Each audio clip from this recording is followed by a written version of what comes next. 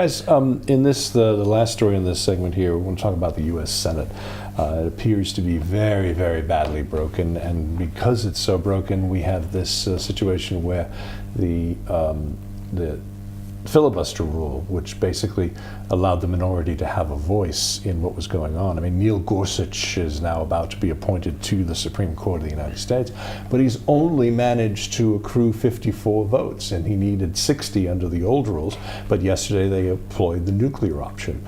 Now, if you remember back in history, the Republicans refused to even meet with the Obama nominee, Merrick Garland, and the outrage in the United States about the handling of this is real. I mean, Jeff Merkley from Oregon, the senator, filibustered for 15 hours, and they consider this to be a stolen SCOTUS seat. And the GOP has now threatened and used the nuclear option, and later today, Friday, he's likely to be confirmed. I don't understand how they can do that. 15 hours is an amazing time to filibuster. Well, he's a triathlete, so but even so, I mean, it's a long time. The thing is, the Republicans claim that the Democrats did this back when Obama was in power. So when Obama was in power, the Democrats got rid of this 60-40 rule when it came to lower court appointments. Yeah. But of course, the SCOTUS is very, very different. The Supreme Court in America, it is a position for life. Yeah. It is the fundamentals between interpreting the Constitution. Some of those big ones that we remember, Wade versus Roe and stuff like that, some of the really big the abortion one. Abortion and some of these big issues.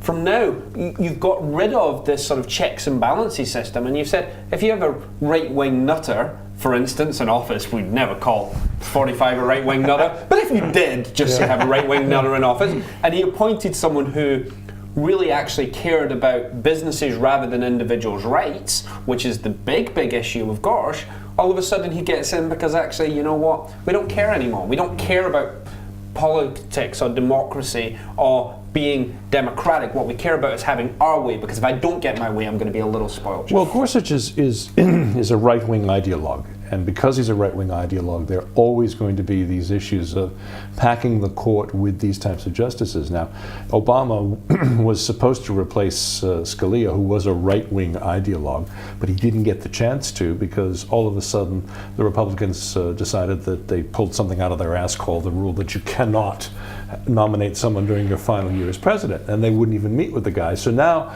the hypocrisy of it, just the way in which they stand up and say, well, you know, it's never been done, and you know, if the Democrats were to filibuster, this would be horrible, it would break democracy forever, blah, blah, blah.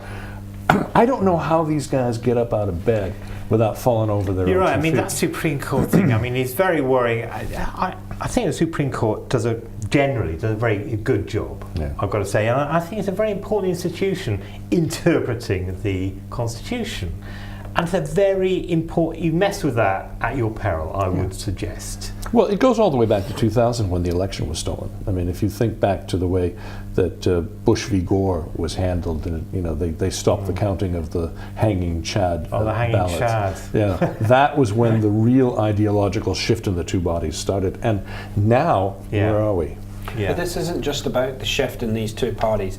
This is a whole shift in the way we do politics in the Western world. We saw it with Brexit, we saw it with Trump, we see it with Le Pen and others. There's a real issue here about the way politics is going in the Western world. I mean, all hope is on Macron, I would say, in France. Well, in France, yes, and we've had elections, Dutch elections, etc., where it hasn't gone that way. But the fact is, the narrative has changed. Social media, the ability of fake news, the way you can pile up and sort of build up these narratives without having any facts or any basis of information. Alternative facts? Alternative facts. Well, we're not about alternative facts, we're about real facts here. And coming up, is UKIP in danger of bleeding out? Now, should we call for a crash cart? So many of their AMs are in so much trouble in such a short period of time.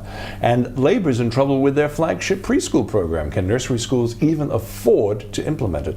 All this when the three muckrakers continue. Stay right here.